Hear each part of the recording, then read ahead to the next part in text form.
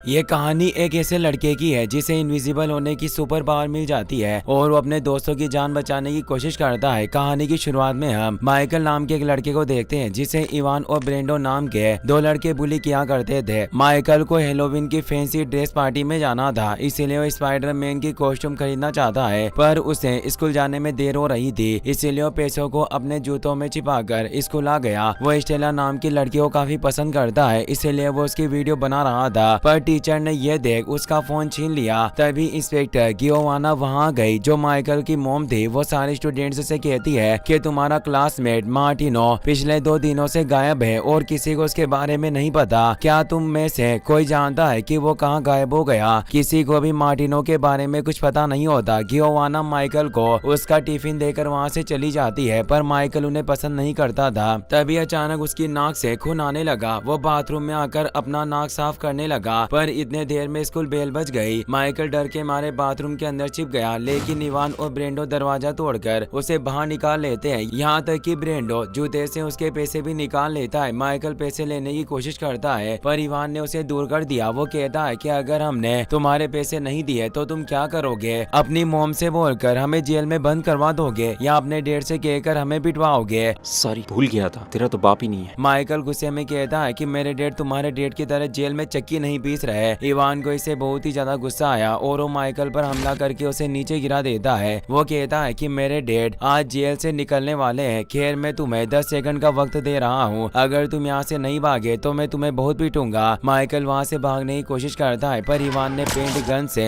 Shoot करके उसे नीचे गिरा दिया। वो सबके सामने उसका मजाक उड़ाते हैं। सारे स्टूडेंट्स माइकल की हालत देखकर उस पर हंसने लगे। माइकल निराश होकर घर चला जाता है। उसे स्टेला को इम्प्रेस करना था और वो कंप्यूटर पर उसकी फेसबुक प्रोफाइल देखने लगा। स्टेला ने अपने घर पर फैंसी ड्रेस पार्टी रखी थी और माइकल भी उसमें हिस्सा ले लेता है, पर उसके पास कोई कॉस्ट्यूम नहीं थी और उसके पैसे भी जा चुके थे। इसीलिए वो अपनी सेविंग्स के पैसे लेकर एक पुरानी शो पर चला गया। उन पैसे से उसे एक चाइनीज सुपर हीरो की कॉस्ट्यूम मिलती है। गियोवाना मार्टिनो के गायब होने का राज पता लगाने की कोशिश कर रही थी। कुछ वक्त पहले मार्टिनो के नंबर से उसके दोस्तों को एक वीडियो आती है जिसमें वो घर छोड़कर जाने की बात कर रहा था, पर गियोवाना को समझ नहीं आता कि आखिर क्लास का सबसे होनहार स्टूडेंट अचानक घर छोड़कर क्यों जाएगा। ये सब सोचते हुए वो अपने घर आ गई। माइकल अपनी कॉस्ट्यूम को लेकर काफी उदास था। गियोवाना कहती है कि तुमने इतने पैसे खर्च करके इस कॉस्ट्यूम को खरीदा है। मैं यकीन के साथ कह सकती हूँ कि सब लोगों को तुम्हारी ये कॉस्ट्यूम पसंद आएगी। दरअसल माइकल ने गियोवाना को नहीं बताया कि उसके क्लासमेट ने उसके पैसे छीन लिए। यहाँ तक कि वो उसे ये भी नहीं बताता कि उसके क्लासमेट उसे हमेशा परेशान करते हैं। गियोवाना के कहने पर माइकल फैंसी कॉस्ट्यूम पार्टी में आ जाता है, लेकिन इवाना और ब्रेंडो ने सबके सामने स्टेला की वीडियो को चला दिया जो माइकल ने अपने फोन से बनाई थी। स्टेला इवान से उन वीडियोस के बारे में पूछती है। वो कहता है कि ये सब वीडियोस हमें माइकल के फोन से मिले जब टीचर ने उसका फोन छीन लिया था। मुझे लगता है कि ये वीडियोस बनाकर वो तुम्हारे ऊपर नजर रख रहा था। माइकल बहुत ही ज्यादा डर गया। उसे समझ नहीं आ रहा था कि आखिर वो स्टेला को क्या जवाब देगा, इसलिए वो भागकर बाथरूम के अंदर छिप गया। इवान और बाकी सब दरवाजा खोलकर अंदर आने की कोशिश करते हैं। माइकल कहता है कि काश मैं गायब हो जाता तो कोई मुझे देख नहीं पाता और मैं शांति से अपनी जिंदगी जी सकता। ये कहकर वो खिड़की से बाहर निकलकर अपने घर आ जाता है। अगली सुबह वो उठकर स्कूल के लिए तैयार होने लगा, पर जब वो मिरर में खुद को देखता है तो उसे कपड़ों के अलावा कुछ दिखाई नहीं देता। उसका शरीर पूरी तरह से इनविजिबल हो चुका था। वो अपने कपड़े उतार कर देखता है तो मिरर में दिखाई नहीं दे रहा था। तभी गियोवाना उसे बुलाने के लिए वहाँ गई, पर उसे भी वो दिखाई नहीं देता। वो एक पेपर पर लिख देता है कि आज मैं जल्दी स्कूल जा रहा हूँ, जिस वजह से गियोवाना को उस पर शक नहीं होता। मगर उसका डॉग मारियो से देख पा रहा था और उसके पास जाकर भौंकने लगा। गियोवाना को लगता है कि वो दीवार पर लगे पोस्टर्स को देखकर भौंक रहा है, जिस वजह से वो वहाँ से चली जाती है। माइकल भी कपड़े, मास्क और ग्लव्स पहनकर स्कूल चला गया ताकि किसी को पता न चले कि वो इनविजिबल है, पर उसकी हिम्मत नहीं हो रही थी कि वो सबके सामने चला जाए, इसलिए वो वापस घर जाने लगता है। लेकिन तभी उसकी नजर इवान पर पड़ती है जो अपने बैग में पेंट गन छिपा रहा था। माइकल उससे बदला लेना चाहता था। वो कपड़े उतार कर क्लास में चला गया। दूसरे खड़े एक अंधे आदमी को माइकल के बारे में पता चल गया था। इवान ईयरफोन लगाकर गाने सुन रहा था। माइकल उसकी गन लेकर टीचर को शूट करके उसके हाथ में पकड़ा देता है, जिससे टीचर को लगता है कि इवान ने उसे शूट किया। टीचर उसकी शिकायत उसके डैड से कर देती है, जिससे गुस्सा होकर इवान के डैड उसे पकड़कर घर ले गए। इवान अपनी इनविजिबल पावर पावर का फायदा उठाकर ब्रेंडो के पास चला गया। वो टेनिस फाइनल में था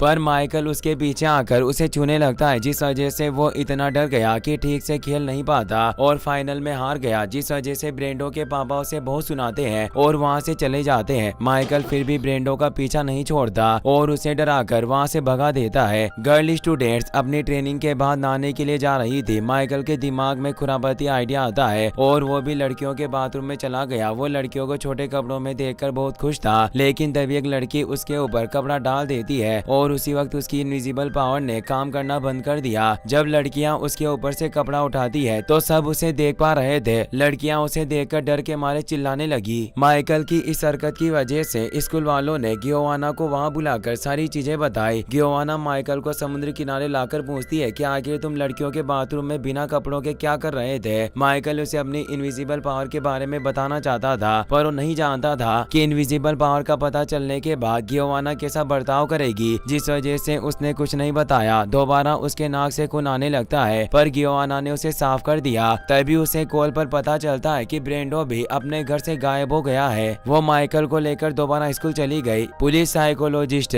जॉर्जियो स्टूडेंट्स को समझाता है कि इस उम्र में आकर हमें ऐसा लगता है कि हम सही हैं और सब गलत हैं। हम अपने पेरेंट्स पर सवाल उठाने लगते हैं और जो चीजें वो हमारी भलाई के लिए करते हैं वो हमें बुरी लगने लगती है। इन सब चीजों से परेशान होकर हम घर छोड़कर चले जाते हैं पर इससे कोई फायदा नहीं होता, बल्कि ये ऐसी नादानगियां हैं जो जीवन भर हमें पछतावा देती है। तुम्हारे दोस्त भी ऐसी गलतियां करते हुए घर छोड़कर चले गए पर तुम्हें ऐसा नहीं करना है। अचानक माइकल के हाथ दोबारा इनविजिबल होने लगे। वो बहुत ही ज्यादा डर गया था क्योंकि अगर वो सबके सामने इनविजिबल हो गया तो सबको उसकी पावर के बारे में पता चल जाएगा। वो अपने हाथ ढककर नीचे मुंह करके शांति से बैठ जाता है। जॉर्जियो उससे बात करने के लिए आने लगता है, लेकिन तभी स्कूल रिंग बज जाती है और माइकल तुरंत वहाँ से भागकर अपने घर आ गया। उसकी छोटी बहन कैंडेला कमरे में बैठकर कॉमिक्स पढ़ रही थी। माइकल उसे बाहर जाने के लिए कहता है तो दरवाजा खोलकर बंद कर देती है पर बाहर नहीं जाती। माइकल को लगता है कि वो बाहर चली गई, जिस वजह से वो अपना मास्क उतार देता है मगर वो इनविजिबल था, जिससे डरकर कैंडेला चिल्लाने लगी। माइकल उसका मुंह बंद करके उसे शांत करता है और उसे सारी चीजें बताता है ताकि वो उसकी मॉम को इस बारे में ना बताए। उन दोनों को लग रहा था कि चाइनीज सुपर हीरो कॉस्ट्यूम पहनने की वजह से माइकल के अंदर इनविजिबल होने की पावर आई है। कैंडेला कहती है कि तुम्हारे पास सुपर पावर है, इसका मतलब तुम एक सुपर हीरो बन गए। आज से तुम्हारा नाम इनविजिबल बॉय होगा और अपनी इस पावर से तुम किसी की भी मदद कर सकते हो। पर माइकल खुद को सुपर हीरो नहीं बल्कि एक लूजर समझता था। वो शांति से बैठकर कॉमिक्स पढ़ने लगा। गियोवाना उसके कमरे में आने लगती है पर माइकल कपड़े उतारकर इनविजिबल हो गया। गियोवाना को अपनी माँ का फोन आता है। गियोवाना उन्हें कहती है कि आजकल माइकल काफी अजीब बर्ताव कर रहा है और मुझे बिना बताए कहीं गायब रहने लगा है। कहीं ऐसा तो नहीं कि उसे पता चल गया हो कि मैं उसकी असली माँ नहीं हूँ और मैंने उसे गोद लिया था। माइकल ने यह सब बातें सुन ली और उसके पैरों तले से जमीन खिसक गई। वो पहले क्लासमेट को परेशान करने से डिप्रेस्ड था। माइकल मन हल्का करने के लिए समुद्र किनारे आकर झूला झूलने लगा। स्टेला पास से गुजर रही थी। झूले को अपने आप हिलते देख वो हैरान रह गई पर वो डरती नहीं और दूसरे झूले पर बैठ जाती है। माइकल जमीन पर एक स्माइल फेस बनाता है और दोनों झूला झूलने लगे। स्टेला कहती है कि मेरे ज्यादा दोस्त नहीं है तो क्या तुम मुझसे दोस्ती करोगे। मेरी मॉम कहती है कि मैं अनजान लोगों से बात नहीं कर सकती पर मैं तुमसे दोस्ती करना चाहती हूँ। माइकल उसका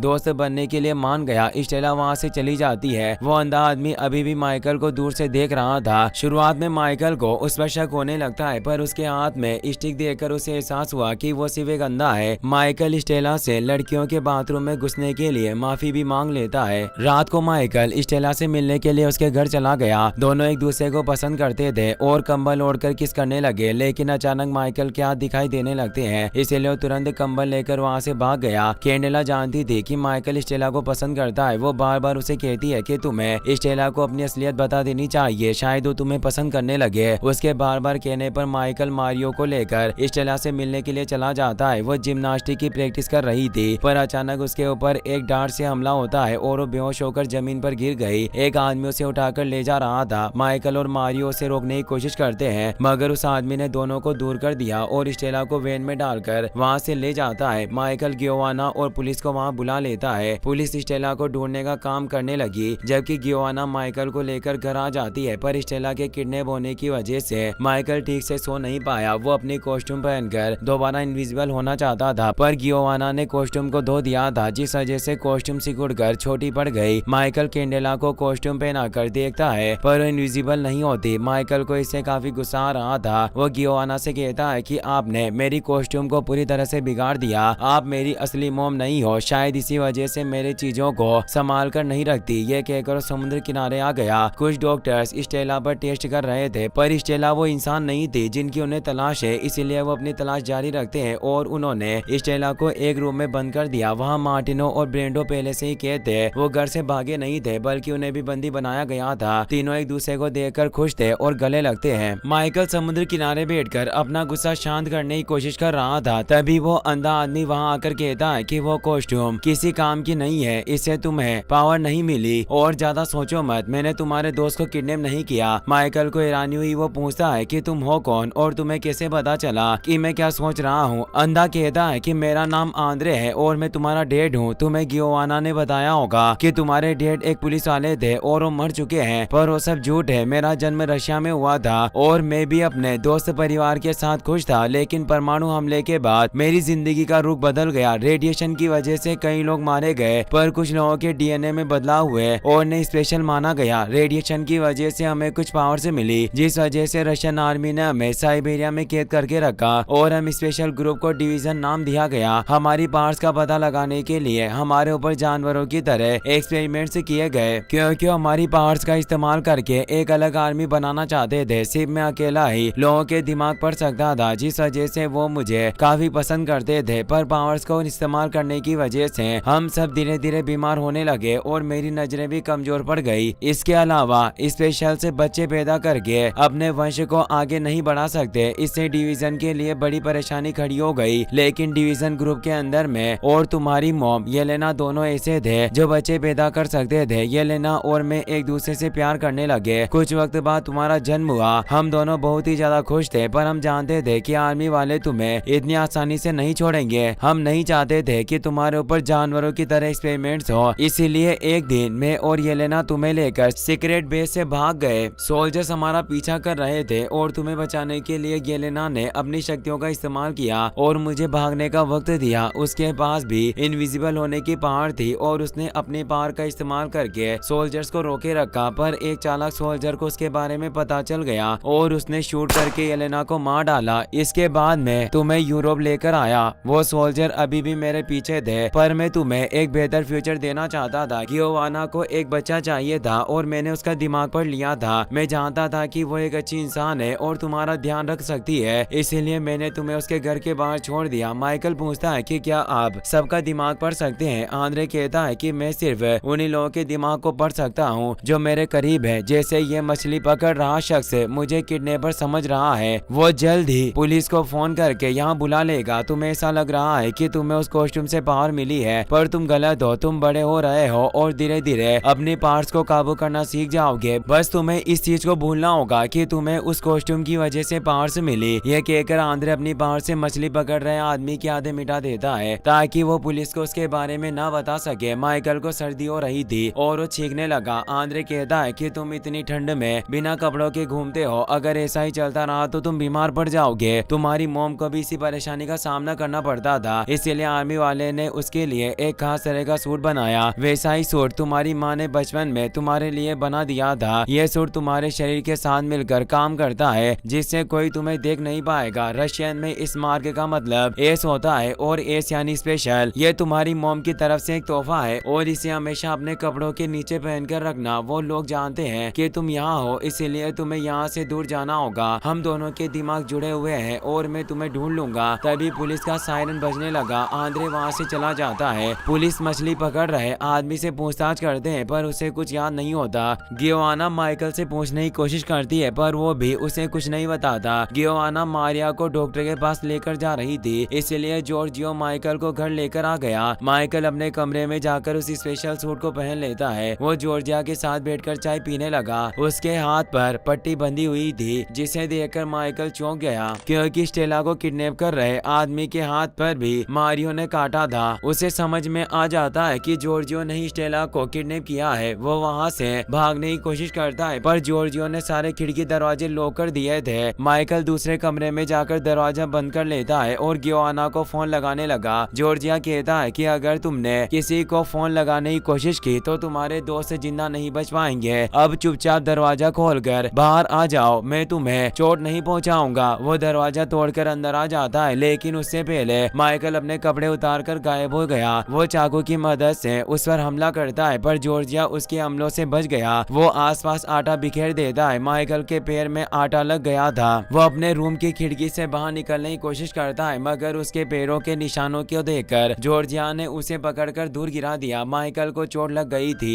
इसीलिए वो सामने आ गया। जॉर्जिया कहता है कि तुम अभी से अपने पावर को इतनी अच्छी तरह से काबू कर पा रहे हो, पर तुम इन साधारण लोगों के साथ रहने के लिए नहीं बने। अगर इन लोगों को तुम्हारे बारे में पता चल गया तो वो तुम्हें सिर्फ एक राक्षस समझेंगे, इसलिए बेहतर होगा कि तुम हमारे साथ चलो। माइकल जॉर्जिया के पैरों के बीच लात मारकर उसके ऊपर बेड गिरा देता है, जिसकी वजह से वो जमीन पर गिर गया। मौके का फायदा उठाकर माइकल गायब होकर वहाँ से भाग जाता है। उसे रास्ते में इवान मिलता है और वो उसके स्कूटर पर बैठकर जॉर्जिया से दूर आ गया। गायब होने की वजह से इवान उसे पहचान नहीं पा रहा था और उस पर हमला करने लगा, पर माइकल उसके सामने आ जाता है, जिसे देखकर इवान के होश उड़ गए। गियोआना मारियो को लेकर घर आ गई, पर घर की हालत देखकर वो बहुत ही ज्यादा घबरा गई। आंद्रे वहाँ आ जाता है। माइकल इवान को बताता है कि जॉर्जियो कोई साइकोलॉजिस्ट नहीं बल्कि एक रशियन जासूस है। उसी ने स्टेला मार्टिनो और बेंड्रो को किडनैप किया है। हमें कुछ भी करके उसे बचाना होगा। इवान कहता है कि मुझे बताया गया कि मेरे को डेफिशिएंट हाइपरटेंशन डिसऑर्डर है और मुझे साइकोलॉजिस्ट के पास जाना पड़ा, पर मैं शुरू से ही जानता था कि जॉर्जियो कोई साइकोलॉजिस्ट नहीं है। ये कहकर वो अपनी पेंट गन निकाल लेता है। वही स्टेला और उसके दोस्त समझ नहीं पा रहे थे कि आखिर इन लोगों ने उन्हें किडनैप क्यों किया। बहुत सोचने के बाद स्टेला को समझ में आ जाता है कि मार्टिनो मेस में अच्छा है, बेंड्रो टेनिस खेलने में अच्छा है और वो एक अच्छी जिम्नास्ट है। वो लोग भी इन्हीं चीजों के बारे में सवाल पूछ रहे थे। जरूर वो एक खास पावर वाले बच्चे को ढूंढ रहे होंगे। स्टेला को बाहर निकलने का एक रास्ता दिखाई देता है। वो मार्टिनो और बेंड्रो के ऊपर चढ़कर उस जगह से बाहर निकल आती है। उसे पता चलता है कि वो एक शिप के अंदर कैद है। उसे दूसरे काम से एक बुढ़ा आदमी दिखाई देता है जो व्हील चेयर पर बैठा हुआ था, मगर स्टेला उस पर ध्यान नहीं देती। वो गार्ड्स से बचते हुए अपनी जिम्नास्टिक स्किल्स का इस्तेमाल करके एक टावर के ऊपर पहुंचती है। वहाँ एक सर्च लाइट मौजूद थी। स्टेला लाइट के ऊपर एक स्माइली बनाकर लाइट को आसमान की तरफ कर देती है। माइकल ने उस लाइट को देख लिया और वो समझ जाता है कि स्टेला का सिग्नल है। वो तुरंत इवान को लेकर उस शिप के पास पहुंच जाता है, पर गार्ड्स को स्टेला के बारे में पता चल गया था और उसने उसे दोबारा कमरे में बंद कर दिया। इवान पेंट गन से इलेक्ट्रिसिटी पैनल पर शूट करता है, जिसकी वजह से वहाँ शॉर्ट सर्किट हो गया और अलर्ट अलार्म बजने लगते हैं। सारे गार्ड्स चौकन्ने होकर इधर उधर देखने लगे। मौके का फायदा उठाकर माइकल अदृश्य होकर शिप के अंदर चला जाता है। जॉर्जियो पहले से वहाँ मौजूद था। उसने गियोवाना की कार में कैमरा लगाया हुआ था और उस पर नजर रख रहे थे। आंद्रे भी उसकी कार में होता है और उसने गियोवाना को भी माइकल की सुपर पावर के बारे में बता दिया। माइकल एक गार्ड के सिर पर हमला करके उसे गिरा देता है। वो दूसरे गार्ड के सिर पर गन रखकर उससे स्टेला और दोनों क्लासमेट को केस से बाहर निकलवा देता है। वो उन दोनों गार्ड्स को कमरे में बंद करके अपना मास्क उतार देता है। उसे देखकर सब चौंक गए। स्टेला कहती है कि यहाँ एक बुढ़ा आदमी है, हमें उन्हें भी आजाद करना होगा। माइकल मार्टिनो और ब्रेंडो को वहाँ से भेजकर स्टेला के साथ उस आदमी को बचाने के लिए चला गया। स्टेला उसे एक अंधेरे रूम में लेकर जाती है, पर किसी ने दरवाजा बंद कर दिया और स्टेला माइकल की तरफ गन करके उसे सामने आने के लिए कहती है। माइकल सामने आकर पूछता है कि आखिर तुमने ऐसा क्यों किया। तभी व्हील चेयर पर बैठा वो बुढ़ा आदमी उसे छूकर बेहोश कर देता है। वो कहता है कि मेरा नाम क्लो है और मेरी पावर है कि मैं किसी को भी अपने काबू में कर सकता हूँ। मैंने स्टेला का इस्तेमाल करके तुम्हें अपने पास बुलाया। मैंने जॉर्जियो को भी अपने काबू में किया है और उसकी मदद से मैं तुम्हारे दिमाग को भी काबू करना चाहता हूँ, पर तुम मेरी पकड़ से निकल गए। माइकल इनविजिबल होकर गार्ड्स को पीटने लगता है, पर एक गार्ड ने स्टेला के सिर पर बंदूक तान दी, जिस वजह से उसे सामने आना पड़ता है। क्लो उसे लेकर वहाँ से निकलना चाहता था, इसीलिए उसने सीनियर गार्ड्स से कहकर पनडुब्बी को शिप से अलग करवा दिया। गियोवाना आंद्रे के साथ माइकल को ढूंढ रही थी। रास्ते में उन्हें इवान मिलता है। आंद्रे को उसका दिमाग पढ़कर पता चल गया कि उसे माइकल के बारे में पता है। इवान उन्हें उसी शिप के पास लेकर आता है, लेकिन पनडुब्बी के शिप से अलग होने की वजह से शिप लॉक हो चुकी थी और स्क्रीन पर एक काउंटडाउन चलने लगा, जिसके खत्म होते ही वो जगह ब्लास्ट हो जाएगी। आंद्रे को इसके बारे में पता चल गया था। वो कहता है कि माइकल यहाँ नहीं है और ये जगह जल्दी ब्लास्ट होने वाली है, मगर अभी भी मार्टिनो और ब्रेंडो शिप के अंदर कैद थे। गियोवाना गेट पर गोली मारकर उन्हें बाहर निकाल लेती है। वो माइकल को ढूंढने के लिए अंदर जाती है और वहाँ उसे जॉर्जियो मिलता है, पर उसे माइकल के बारे में कुछ पता नहीं था। आंद्रे को उसका दिमाग पढ़कर पता चल गया कि वो सच बोल रहा है। वो गियोआना को समझाकर शिप से बाहर लेकर आता है। उनके बाहर आते हैं शिप जोरदार धमाके से पूरी तरह से तबाह हो गई। क्लो माइकल से कहता है कि आखिर हम अपने घर जा रहे हैं, तुम्हें अपनी मॉम से दोबारा मिलकर अच्छा लगेगा। वो कहता है कि तुम मुझसे झूठ बोल रहे हो, मेरी मॉम बहुत सालों पहले मर चुकी है, अब मैं तुम्हारे झांसे में नहीं फंसने वाला। क्लो कहता है कि तुम्हें गलतफहमी हो रही है, उस वक्त डिवीजन के साधारण लोगों ने येलेना को घायल कर दिया, पर वो मरी नहीं और तुम्हारा इंतजार कर रही है। अब हम स्पेशल खुद सारी चीजों को संभाल रहे हैं। खैर अब हमें स्टेला को इस कैप्सूल में डालना होगा ताकि वो सही सलामत यहाँ से बाहर निकल सके। सीनियर गार्ड ने स्टेला को कैप्सूल में बिठा दिया। माइकल उसे देखने लगा। क्लो कहता है कि तुम एक स्पेशल हो और तुम्हें इन साधारण लोगों से दिल नहीं लगाना चाहिए। ये सिर्फ रोटी, कपड़ा और मकान की भाग दौड़ में रह जाते हैं और हमेशा एक बेकार जिंदगी जीते हैं, जबकि तुम इस दुनिया को बदलने के लिए पैदा हुए हो और आज से हम तुम्हारा परिवार है। माइकल को बहुत ही ज्यादा गुस्सा आता है और उसके पास टेलीकिनेसिस पावर भी आ गई। वो अपनी पावर का इस्तेमाल करके आसपास की चीजों को नष्ट करने लगता है। गार्ड्स उसे रोकने की कोशिश करते हैं, पर माइकल ने उन्हें भी दूर गिरा दिया। पनडुब्बी में क्रैक पड़ गए थे, जिसकी वजह से पानी अंदर आने लगा, पर माइकल स्टेला के साथ कैप्सूल में बैठ जाता है। वो एक बटन दबाते हैं जिससे कैप्सूल पानी की सतह के ऊपर आ गया और दोनों किनारे पर आ जाते हैं। माइकल सबके सामने गायब होकर उन्हें अपनी पावर के बारे में बताता है, पर उसने मास्क पहना हुआ था, जिस वजह से किसी को उसकी असलियत के बारे में पता नहीं चलता। आंद्रे उसे कहता है कि मुझे इन सब लोगों की यादों को मिटाना होगा, वरना इन्हें पता चल जाएगा कि तुम स्पेशल हो और इससे तुम्हारी जान को खतरा होगा। पर तुम्हें फिक्र करने की जरूरत नहीं, तुम्हें जब भी मेरी मदद की जरूरत होगी मैं तुम्हारे पास रहूंगा। ये कहकर वो अपनी पावर की मदद से वहाँ मौजूद सब लोगों के दिमाग में माइकल के स्पेशल होने की यादें मिटा देता है। किसी को हादसे के बारे में पता नहीं था, पर गियोआना ने बच्चों को बचाया था, जिस वजह से न्यूज पर उसकी तारीफ होने लगी। माइकल भी उसकी तारीफ करता है, जिससे गियोआना खुश हो जाती है। माइकल स्कूल जाकर स्टेला को अपने दिल की बात बताने के लिए जाने लगता है, पर इवान और ब्रेंडो दोबारा उसे परेशान करने लगे, पर माइकल अब बिल्कुल डरा नहीं। वो कहता है कि इवान मैं जानता हूँ कि तुम्हें एक डिसऑर्डर है, पर तुम्हें फिक्र करने की जरूरत नहीं, तुम जल्दी ठीक हो जाओगे। ब्रेंडो तुम्हें अपने डेट पर गुस्सा आता है, जिस वजह से तुम